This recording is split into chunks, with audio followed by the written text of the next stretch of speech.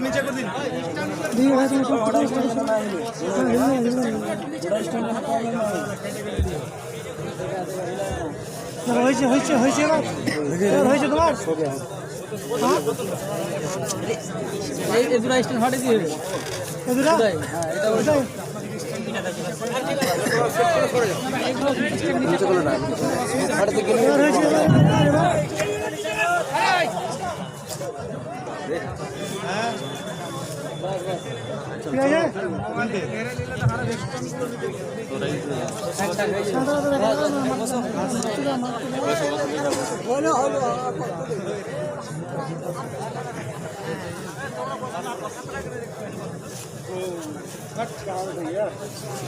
अस्सलामु अलैकुम वरहमतुल्लाहि वबरकातुहू।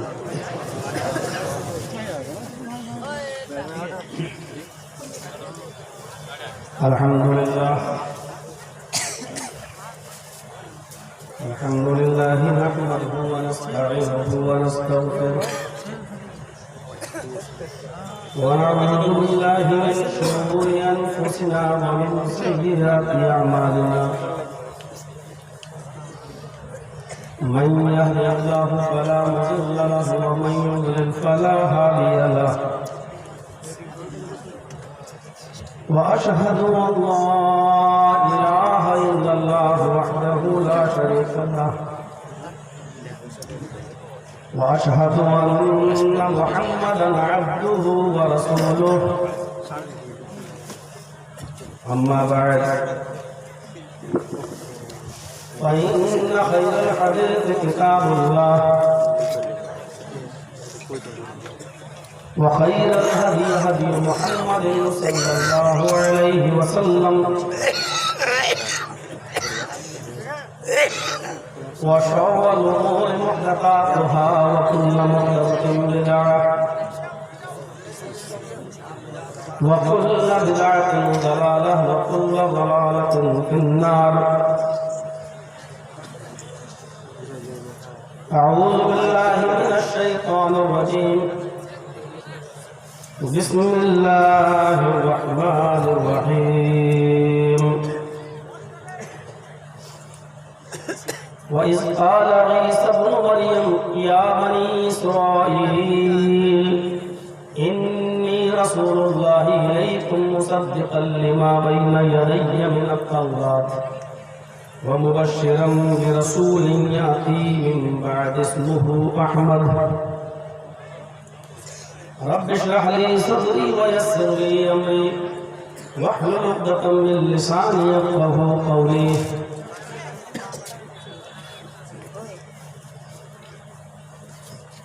इस अज़ीम शान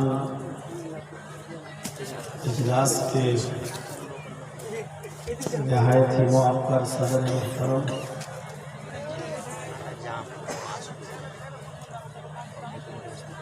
स्टेज पर तशरीफ फरमा दीगर मुअज़्ज़ज़ उलमाए किराम,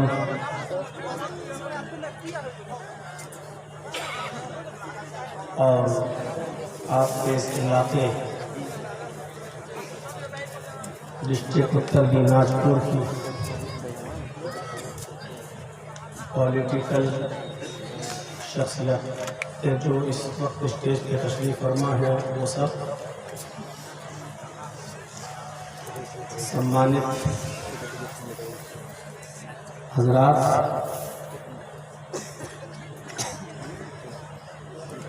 और आसपास से आए हुए मुअज़्ज़ज़ सामईन हजरात, पर्दे में बैठी हुई इस्लामी ख़वातीन, प्यारी माँ और बहनों, कौम मिल्लत के लायकदार नौजवानों, मुस्तक़बिल के होनहार अज़ीज़ बच्चों, बहुत ही जल्दी में ये प्रोग्राम आपको दिया गया और इस वक्त मुबारकबाद पेश करता हूँ मैं जनाब फिरोज़ खान साहब को कि जिन्होंने बहुत ही कम वक्त में, बहुत ही कम समय में इतना बड़ा एक इजलास उन्होंने रचा लिया, बसा दिया और ये साबित कर दिया कि अगर हिम्मत हो, हौसला हो तो कुछ भी हो सकता है। ये भी सच है कि इस वक्त मेरे प्रोग्राम सिर्फ बंगाल में ही चल रहे हैं। कलियाचक का इलाका, मालदा, मुर्शिदाबाद, खास तौर पर प्रोग्राम भी मेरे बंगाल ही में हो रहे हैं।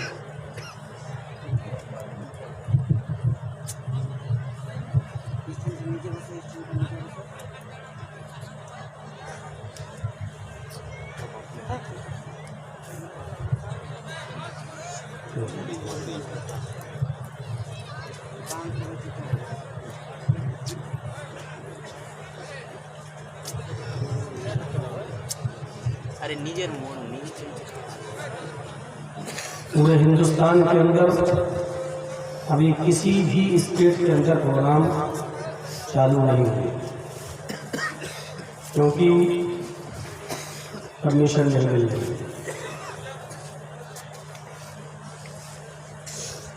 चुनाव की परमिशन है,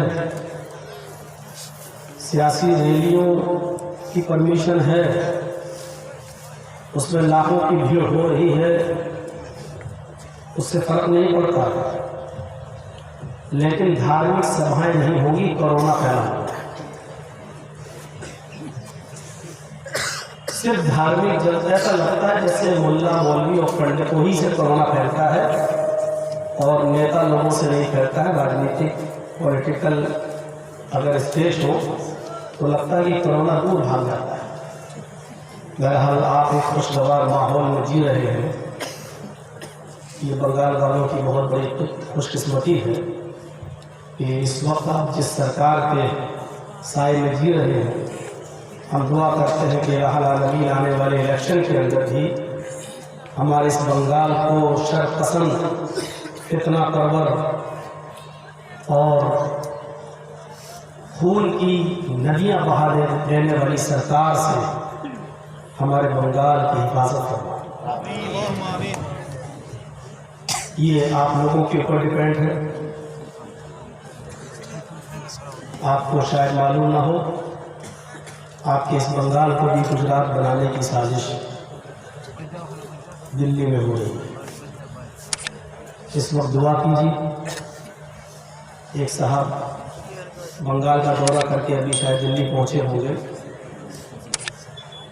पूरा इलाके का माहौल ख़राब कर रहे हैं और बोल के गए हैं कि इस मरतबा हमारी 200 से ज़्यादा सीटें आई हैं। हाँ, उनको शायद आवाम से ज़्यादा ईवीएम पर भरोसा है, मशीन पर भरोसा है, अपनी बात पर भरोसा है। और जो बिहार में उन्होंने नंगा नाच नाचा है, उसी नंगे नाच पर उनको भरोसा है।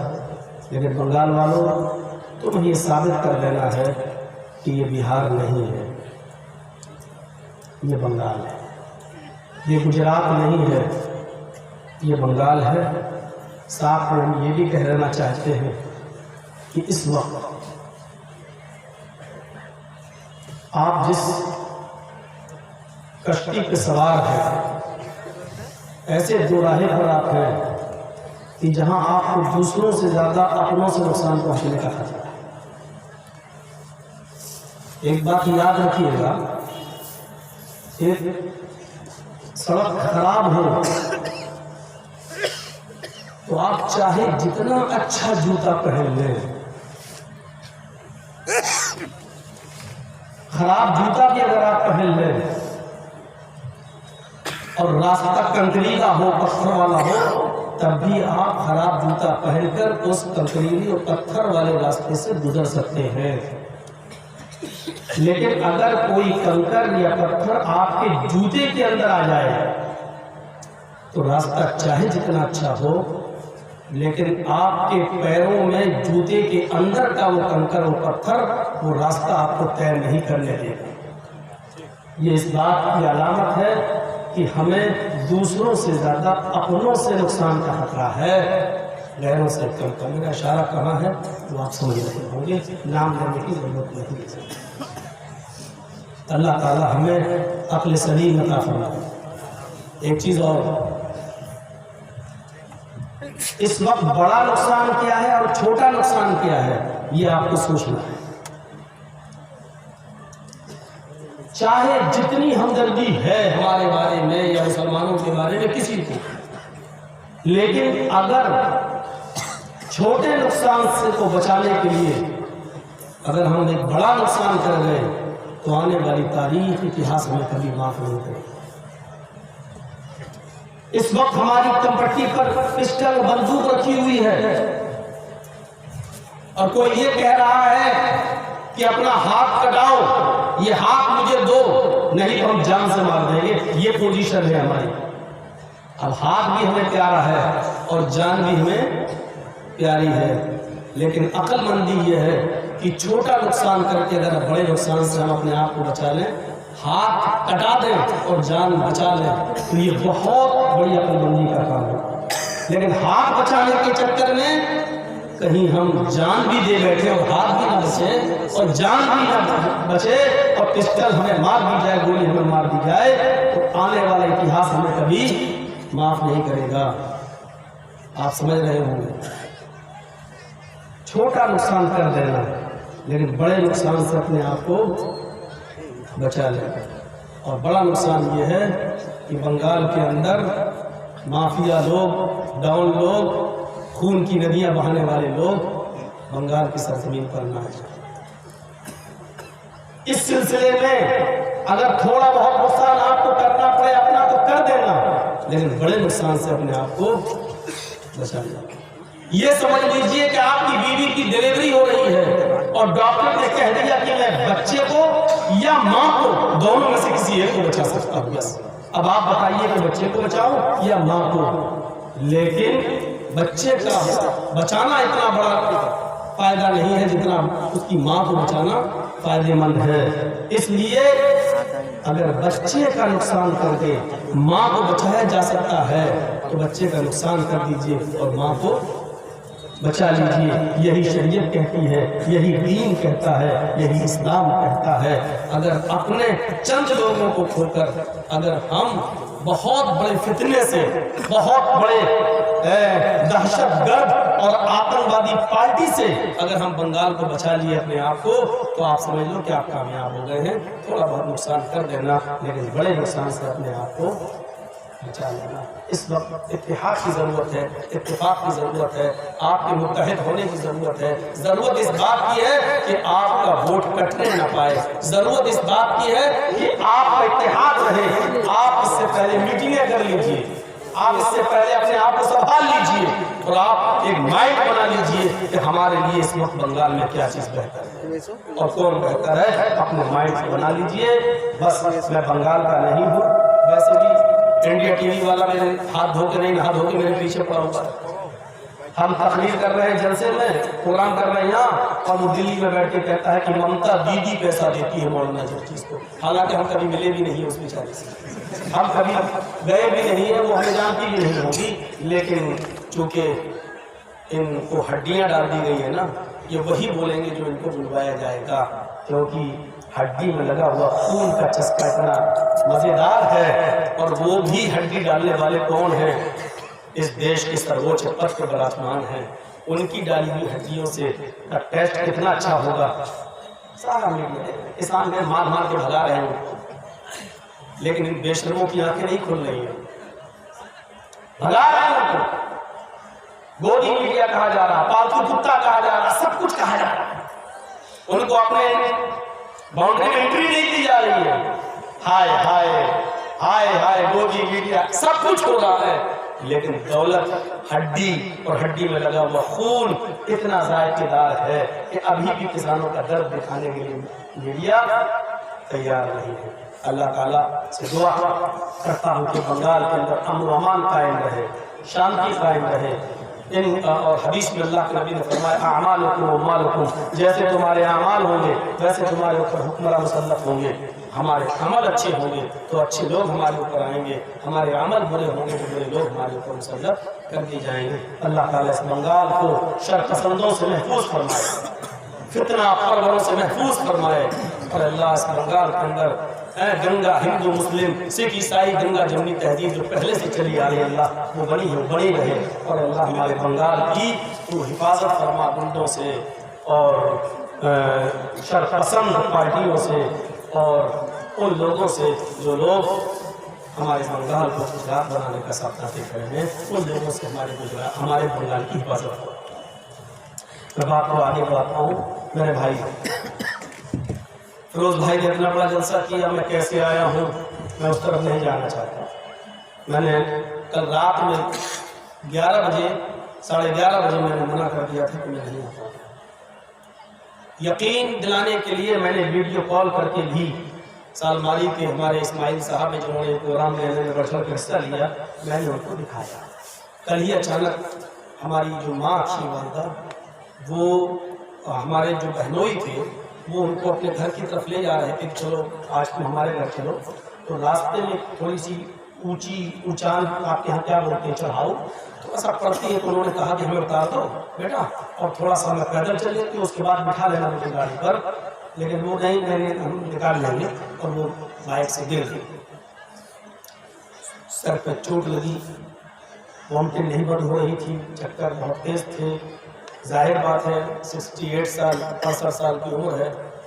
उन बुले के फौरन भागे, जो डॉक्टर करीब था उससे पट्टी उट्टी बनवाई, लेकिन उनकी वॉमिटिंग बंद नहीं हुई। तो रात के 10 बजे उस डॉक्टर ने कहा कि इमरजेंसी में ले जाइए। उनको लेके इमरजेंसी में भागे। उसने कहा कि अगर उल्टियाँ बंद नहीं हो रही हैं तो मामला सीरियस है, तो सिटी स्कैन कराइए। रात में डॉक्टर नहीं था, उसको फ़ोन करके बुलाया, नहीं आ रहा था, घरे रात हो गई। तो आजकल आप जानते हैं जब तक सोच न लगाया जाए, इधर उधर फ़ोन न लगाया जाए, तब तक कोशिश की गई। बहरहाल उठ के आया, मैंने वहीं उनको फ़ोन करके वीडियो कॉल करके दिखाया, इस्माइल साहब को देखिए मैं सिटी स्कैन करा रहा हूँ, कुछ बता नहीं सकता हूँ जब तक रिपोर्ट नहीं आ जाती है। बहरहाल रात के तकरीबन 1-1:30 बजे के आसपास डॉक्टर ने ये कहा कि रिपोर्ट नॉर्मल है, ज़्यादा चोट नहीं है, वॉमिटिंग है, 2-4 दिन हॉस्पिटल में रहेंगी। वरना साहब आप अगर कहीं जाना चाहते हैं प्रोग्राम में आप जाइए, यहाँ आपके भाई हैं, दूसरे लोग हैं इस पोजीशन में कि वो आज भी हैं। और बात बोला जब एयरपोर्ट पे उतरा उस वक्त से मैं अभी तक फ़ोन पे बराबर रास्ते में हूँ, तबीयत कैसी है, तबीयत कैसी है।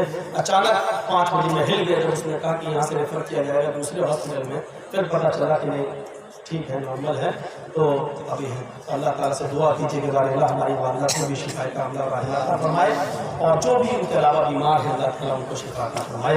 तो मेरे भाइयों, ये हादसा किसी के साथ भी हो सकता है, आपके साथ भी, मैं भी इंसान हूँ, आप भी इंसान हैं। अल्लाह ताला तमाम बीमारों को जो हॉस्पिटल्स में एडमिट हैं उनकी दवाओं में सेहत और तंदुरुस्ती को भर दे और उनको शिफा कामला अता फरमाए। मेरे भाइयों, ये इलाका मुझे बता दिया गया था कि हमारे हिंदू भाई यहाँ ज़्यादा हैं, हिंदू भाई भी हैं, और ज़्यादातर हमारे इस इलाके के अंदर हमारे बरेलवी भाई, हनफी भाई ये ज़्यादा है। तो बहरहाल हम सब लोग कलमे की बुनियाद पर एक हैं। और इस वक्त CA और NRC को लेकर ये सारे मुद्दे उठे हुए हैं। इस वक्त हमें और आपको हनफी, देवबंदी, शिया, सुन्नी में बढ़ना ही नहीं चाहिए। इस वक्त की एक अहम ज़रूरत है कि हम लोग सब इत्तेफाक और इत्तेहाद के प्लेटफार्म पर जमा हो और एक का सबूत पेश करें। आप अपनी जगह पर खुश रहें, हम अपनी जगह पर खुश रहें और तहकीक करते रहें। दीन के अंदर कोई किसी को गाली न दे। मैं 20 साल से प्रोग्राम कर रहा हूँ, माइक में हमारे उसमें बोलने में कमी नहीं है, इनके माइक में ही कमी है। करीब बोलने से नहीं होता है, माइक में आपको होनी चाहिए। और असल में ये चैनल वाले जो आए हैं ना, मीडिया वाले, इनसे भी फर्क पड़ता है, क्योंकि इसी को बना दिया पूरा इन्होंने छत्ता। अभी वॉल्यूम बढ़ेगा, अभी तो शुरुआत है, आवाज़ जब तेज होगी तो नया वॉल्यूम बढ़ेगा। तो सुनिए, तो इस वक्त की एक अहम ज़रूरत है कि हम सब लोग इत्तेफाक और इत्तेहाद के प्लेटफार्म पर पाएं। इस वक्त आज के इस माहौल में कोई करता है कि ये इसके पीछे मेरी नमाज नहीं, मेरे पीछे इसकी नमाज नहीं, ऐसे मौलवी को स्टेज से उतारो और जूते मार के मारो। ऐसे मौके पर ये पूरी कौम का दुश्मन है, ये लड़ा रहा। ये मौका नहीं है लड़ाने का, ये मौका नहीं है अपनी पेट की तोड़ को मोटा करने का, ये मौका नहीं है। इस वक्त एक मसले नहीं है हमारे सामने, एक मसले नहीं है। किसानों का आंदोलन देखकर सरकार ये देखना चाहती है कि कितने पानी में है। इसके बाद फिर वही मुद्दा उठने वाला है सीए और एनआरसी का। आप और हम लोग लड़ते रहेंगे तो माफ कीजिएगा, वो तो यही चाहते ही है कि ये लोग लड़े और हम लोग इनके लड़ने का नाजायज फायदा उठाएं, जिसको जहां जगह मिलता है। हम अल्लाह तबारक व तआला का शुक्र अदा करते हैं कि उसने हमें और आपको जो मजहब दिया है, जो इस्लाम दिया है, वो एक ऐसा मजहब है जो हमें भाईचारा सिखाता है, जो हमें दूसरों के बुजुर्गों का अदब और एहतराम करना सिखाता है। अल्लाह के नबी सल्लल्लाहु अलैहि वसल्लम ने फरमाया कि तुम दूसरे धर्म के मानने वाले, दूसरे मजहब के मानने वाले, जो उनके महान पुरुष हैं, जो उनके बिगेस्ट मैन हैं, जो उनके अच्छे लोग हैं, जिनको वो महान पुरुष तसव्वुर करते हैं, तुम उनको बुरा मत कहो, उनकी इज्जत करो, उनका आदर करो, उनका सम्मान करो, ताकि वो भी तुम्हारे महान पुरुष यानी मोहम्मद रसूलुल्लाह का अदब करें, सम्मान करें, इज्जत करें। जब हम दूसरों के बुजुर्गों को इज्जत देंगे तो दूसरे भी हमारे बुजुर्गों को इज्जत देंगे। जब हम दूसरे अन्य धर्म के लोगों को, दूसरे धर्म वालों को जब हम बुरा कहेंगे तो जाहिर बात है कि वो हमारे नबी को भी बुरा कहेंगे। अल्लाह के रसूल सल्लल्लाहु अलैहि वसल्लम ने फरमाया कि वो आदमी कितना कम अकल और बेवकूफ है, वो पागल है जो अपनी मौत को गाली देता है। तो जानते हो साहबा ने क्या कहा था? साहबा ने कहा अल्लाह के रसूल, ऐसा कम वक्त इंसान कौन होगा जो अपनी माँ को गाली दे? क्या ऐसा भी दुनिया में कोई है जो अपनी माँ को गाली दे? तो आपने क्या फरमाया? आपने फरमाया जब तुम दूसरे को उसकी माँ की गाली दोगे, किसी और को उसकी माँ की गाली दोगे, तो जवाब में वो भी तुम्हें तुम्हारी माँ की गाली देगा। तो तुम्हारी माँ को जो गाली दे रहा है उसके जिम्मेदार आप खुद बने। ना आपने उसकी माँ को गाली दी होती, ना उसने जवाब में आपकी माँ को गाली दी होती। तो आपकी माँ को जो गाली पड़ रही है वो आपकी वजह से, यानी वो उसने नहीं बल्कि आपने गाली दी है। दूसरों की माँ बहन बेटियों की इज्जत करोगे तो आपकी भी माँ बहन बेटियों की इज्जत होगी। इसीलिए आप हर धर्म की किताब पढ़िए, आपको अकल आपकी खुल जाएगी, अकल दिमाग आपका खुल जाएगा। दिमाग जैन धर्म की किताब उठाकर देखें, जैन शास्त्र, जैन शास्त्र के अंदर आज भी लिखा हुआ है तुम ईश्वर की पूजा नहीं कर सकते हो तो मत करो, तुम अपनी बाप की सेवा नहीं कर सकते हो तो मत करो, तुम ईश्वर की भक्ति नहीं कर सकते हो तो मत करो, तुम किसी गरीब को खाना नहीं खिला सकते हो तो मत खिलाओ, तुम्हें चिंता किस चीज की है? तुम्हारे लिए अरहन काफी है। अरहन, अरहन संस्कृत का शब्द है। इसकी जब डिक्शनरी में इसकी मीनिंग देखेंगे, अरहन को नालंद विशाल शब्द सागर एक डिक्शनरी आती है संस्कृत इनटू हिंदी, संस्कृत और हिंदी में जब अरहन का की मीनिंग उस डिक्शनरी में देखेंगे तो उसके अंदर आपको मिलेगा पक्षदाता। अरहन का माना पक्षदाता, हिमायत करने वाला, सिफारिश करने वाला, सिफारिश करने वाला, पक्ष करने वाला, हिमायत करने वाला। शिफात करने वाले को अरबी में क्या कहते हैं? शफीर। शफीर शिफात करने वाला। अल्लाह के नबी सल्लल्लाहु अलैहि वसल्लम क़यामत के दिन गुनाहगार लोगों की शिफात कराएंगे, सिफारिश करेंगे, अल्लाह से कहेंगे अल्लाह ये मेरे गुनाहगार उम्मती है, तू इनको बख्श दे।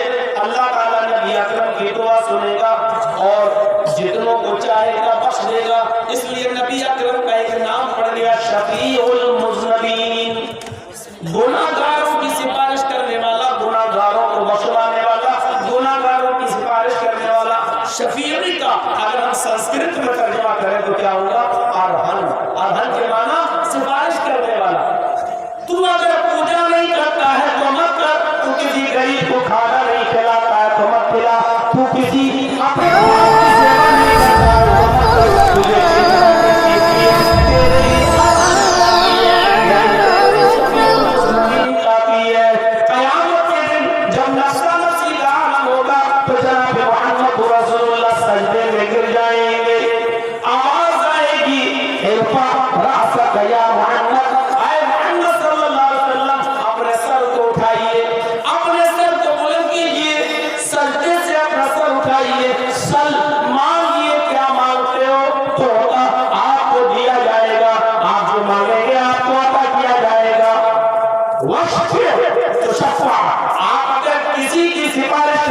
तो आपकी सिफारिश भी कबूल की जाएगी।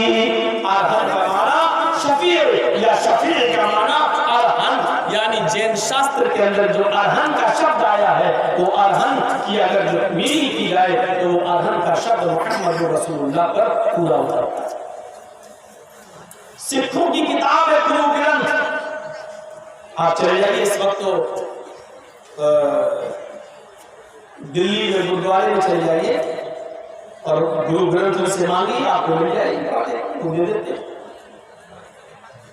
सिखों के गुरुद्वारे के अंदर जब आप जाएंगे तो वहाँ एक लाइब्रेरी भी है, वहां बैठ के आप किताब भी पढ़ सकते हैं। सिख धर्म की जो किताबें हैं वहां बैठ के पढ़ सकते हैं और कुछ किताबें सस्ती कीमत में बिकती भी हैं, आप खरीदना चाहें तो वहां से खरीद के ला सकते हैं। गुरु ग्रंथ आप ले लीजिए, गुरु ग्रंथ में मोहम्मद का शब्द ऐसे ही मिलेगा, दहका नूर मोहम्मदी दहका नबी रसूल, दहका नूर मोहम्मदी दहका नबी रसूल, नानक देख कुदरत गए सभी भूल। दहका नूर मोहम्मद दहका नबी रसूल, नूर मोहम्मद को, मोहम्मद रसूलुल्लाह की तालीम को, मोहम्मद रसूलुल्लाह की शिक्षा को, मोहम्मद रसूलुल्लाह के पैगाम को जब गुरु नानक ने पढ़ा, नानक देख कुदरत गए सभी भूल। तो नानक ने मोहम्मद रसूलुल्लाह के जो मौजिज़े पढ़े, जो मौजिज़े देखे, चांद के दो टुकड़े कर देना, ये कर देना, वो कर देना, एक गिलास दूध असहाबे सुफ़ा के 116-120 लोगों को पिला देना, ये जब चमत्कार देगा तो गुरु ग्रंथ कहता है नानक देख कुदरत गए सभी भूल। नानक ने जब ये चमत्कार ये मौजूदे देखे तो सब कुछ भूल गए।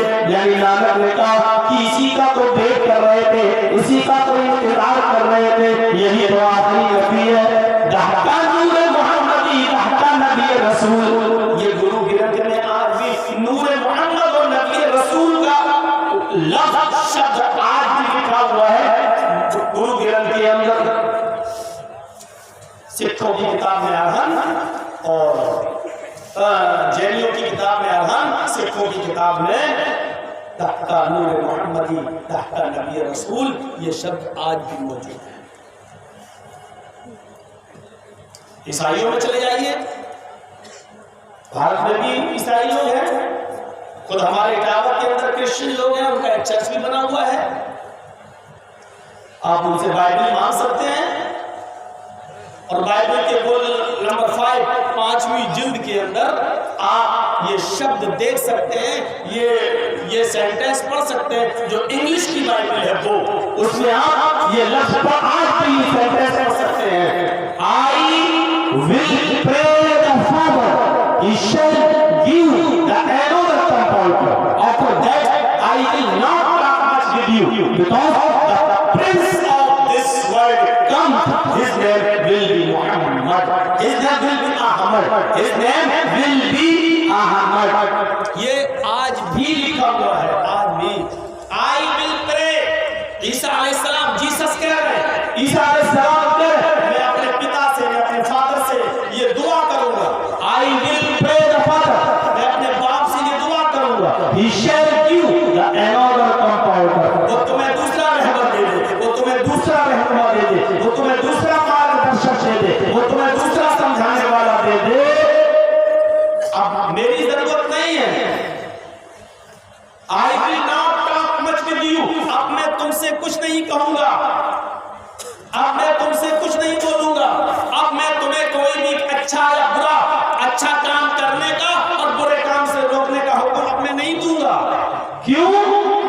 The prince of this world come, इस दुनिया का शहजादा तशरीफ लाने वाला है, प्रिंस इस दुनिया का प्रिंस आने वाला है, इस दुनिया का शहजादा आने वाला है। जब तक मैं नहीं जाऊंगा वो नहीं आएगा, उसके आने के लिए मेरा जाना आवश्यक है, मेरा जाना जरूरी है, मैं जाऊंगा तो वो आएगा और जब तक मैं नहीं जाऊंगा वो नहीं आएगा।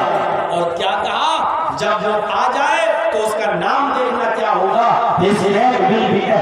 उसका नाम अहमद होगा। कौन कह रहा है? जीसस, ईसा अलैहिस्सलाम कह रहे, उसका नाम क्या होगा? अहमद होगा। ईसा अलैहिस्सलाम ने जब अपनी कौम से कहा कि उसका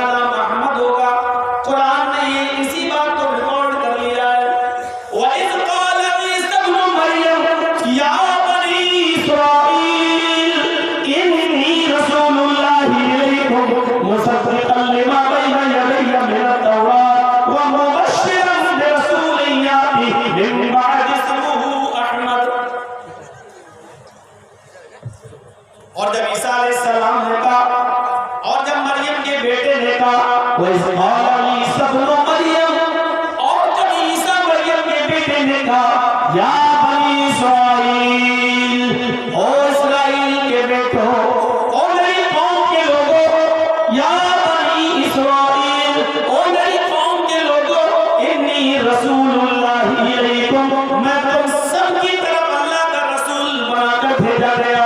इन्नी रसूलुल्लाहि अलैकुम, मैं तुम्हारे लिए रसूल बनाकर भेजा गया। मुसद्दिक़न लिमा बैना यदैया मिनत तौरात, मुझसे पहले मूसा अलैहिस्सलाम जो किताब लेके आए तौरात, मैं उसकी तस्दीक करता हूँ कि वो आसमानी किताब थी। मूसा एक पैगंबर थे, मैं उसकी पुष्टि करता हूँ, मैं उसकी तस्दीक करता हूँ। लेकिन मेरे बाद भी एक नबी आएगा, मेरे बाद भी एक समाचार सुनाने वाला आएगा, मेरे बाद भी एक खुशखबरी देने वाला आएगा, मेरे बाद भी तुम्हें नसीहत करने वाला आएगा। मुबश्शिरन बिरसूलिन याती, मैं तुम्हें बशारत देता हूँ, मैं तुम्हें गुड न्यूज देता हूँ, मैं तुम्हें शुभ समाचार सुनाता हूँ। एक ऐसे नबी का जो मेरे बाद आएगा, इस्मुहु अहमद, उसका नाम अहमद होगा, उसका नाम अहमद होगा। ये कुरान ने तो बाइबल की पुष्टि कर दी। ईसा अलैहिस्सलाम का नाम क्या होगा? ईसा अलैहिस्सलाम ने क्या कहा? आखिरी जो नबी आएगा, जो मेरे बाद आएगा, मेरे जाने के बाद, उसका नाम क्या होगा? उसका नाम अहमद होगा। कुरान ने कहा, ईसा अलैहिस्सलाम ने अपनी कौम से ये बात कही थी, इस्मुहु अहमद, उसका नाम क्या होगा? अहमद। अल्लाह के नबी के दो नाम, एक मोहम्मद और एक अहमद। और भी नाम है, लेकिन मोहम्मद नाम आपके दादा अब्दुल मुत्तलिब ने रखा था और अहमद नाम आपकी मां आमिना ने रखा था। याद रखिएगा, ये दोनों नाम है और कुरान में दोनों नाम का जिक्र किया गया है। और खुद बुखारी शरीफ की हदीस के अंदर अल्लाह के रसूल सल्लल्लाहु अलैहि वसल्लम ने अपने बहुत से नाम बताए, उन नामों में दो नाम मोहम्मद और अहमद भी बताए। आप फरमाए, इन्ना ली अस्माअन अना मुहम्मद व अना अहमद व अना अल-माही यहुल्लाहु बिल कुफ्र व अना हाशिर युहशरु नास व ला तक़बी यौम अल-क़ियामह व अना अल-आक़िब वल आक़िब अलज़ी लैसा बअदहु नबिय्युन। ये अल्लाह के रसूल ने फरमाया, मुस्लिम शरीफ किताबुल फज़ाइल के अल्फाज है कि मेरे चंद नाम है, मेरा एक नाम मोहम्मद है, मेरा एक नाम अहमद है, मेरा एक नाम माही है, मिटाने वाला, अल्लाह मेरे जरिए गुनाहों को मिटाता है, और मेरा एक नाम हाशिर है, जमा करने वाला। क़यामत के दिन तमाम लोग मेरे कदम, मेरे पैरों के इर्द गिर्द, मेरे कदमों तले जमा किए जाएंगे। और मेरा एक नाम आक़िब है, बाद में आने वाला, वल आक़िब अलज़ी लैसा बअदहु नबिय्युन, और आक़िब उसको कहते हैं जिसके बाद कोई नहीं आए, यानी अल्लाह के रसूल सबसे बाद में आए और आपके बाद अब कोई दूसरा नबी नहीं आएगा। ये आपने नाम बताए, तो उसमें एक नाम अहमद भी बताया। तो बाइबल के अंदर भी मुहम्मद रसूलुल्लाह सल्लल्लाहु अलैहि वसल्लम का नाम मौजूद। हम जिस मुल्क में रहते हैं, भारत, हिंदुस्तान हमारा मुल्क, इसमें जो लोग रहते हैं उनकी तादाद सबसे ज़्यादा है। हमारे हिसाब से तो 60 करोड़ है, लेकिन RSS और बीजेपी की गिनती के मुताबिक 80 करोड़ से ज़्यादा है। और शक होता है, कुर्सी पे तो वो लोग बैठे हैं जिनके एक ही बच्चा भी नहीं है। तादाद इतनी बता कैसे रहे, इस समझ नहीं आ रहा, इतनी तादाद बढ़ कैसे रही। और इल्ज़ाम मुसलमानों पे लगाते हैं, दो बच्चे पैदा करते हैं, 12 बच्चे पैदा करते हैं ये लोग। तादाद तुम्हारी ज़्यादा बढ़ रही है, शादी हुई नहीं है या हुई है, छोड़े बैठे तब भी बढ़ रही था। समझ में नहीं आ रहा, चमत्कार है, मोदी जी कुछ भी हो सकता है। लोग उनके भक्त कहते हैं सब कुछ हो सकता है, ये है तो मुमकिन है, ये है तो मुमकिन है, ये है तो मुमकिन है, मुमकिन।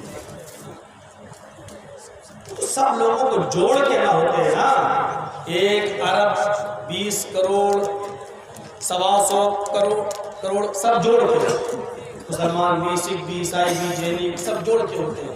लेकिन एक खास धर्म की तादाद बताई जाती है 80 करोड़। इन 80 करोड़ लोग जिन किताबों को पढ़ते हैं या जो इनकी धार्मिक ग्रंथ है, ताज्जुब यह है कि उन ग्रंथों के अंदर भी मुहम्मद रसूलुल्लाह सल्लल्लाहु अलैहि वसल्लम का नाम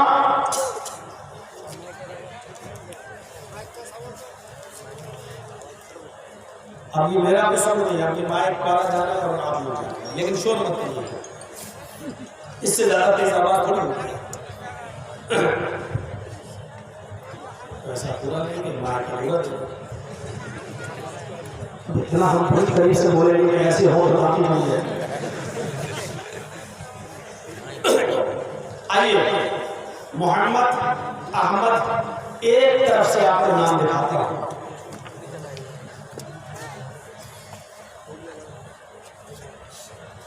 हिंदू भाइयों से कोई शिकायत नहीं, उनसे क्यों शिकायत होगी, तो हमारे भाई हैं। कुरान ने भी कहा या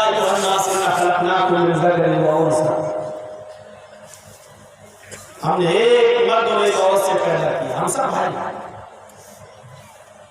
हमें आपसे हिंदू भाइयों से शिकायत हो रही है, हमें अपने उस बाप की कुछ नालायक औलादों से शिकायत है बस, जो हमें भाई मानने से इनकार करते हैं। वो हमें मनु की औलाद मनुष्य नहीं मानते। आदम का बेटा आदम की औलाद में आदमी नहीं मानते, और मानते होते तो माफ कीजिएगा भाई तस्वुर किया होता, और भाई तस्वुर किया होता तो कोई इस मुल्क से भाई को बाहर करने की बात न करता, इस घर से बाहर करने की बात न करता। इनके धर्म में भी भाई लिखा है, को भी भाई तो हुए थे बताऊंगा। पहले एक तरफ से आइए, मोहम्मद देखिए कितनी जगह वेदों में आया मोहम्मद।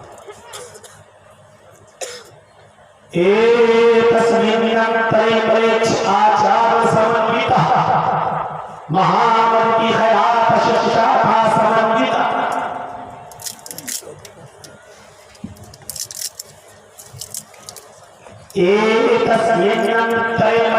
आचार समन्विता महामद की हयात शाखा समन्विता।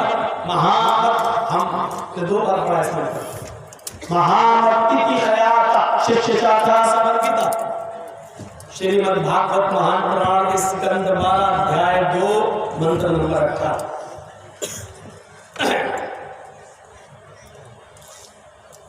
आइए महामद हो गया। अज्ञान हेतु की मोहनाधिकारम नाशम विधायम ही तदोदयते विवेक। श्रीमद् भागवत महान पुराण स्कंद 12 मंत्र नंबर स्कंद 12 अध्याय 2 मंत्र नंबर 17। दूसरा जो पढ़ा वो 17 है, और पहला जो पढ़ा था वो 18 है। एक में मोहम्मद, एक में मोहम्मद। अहमद देव जी पुरुष से महानिमा पुरुष से महानिमा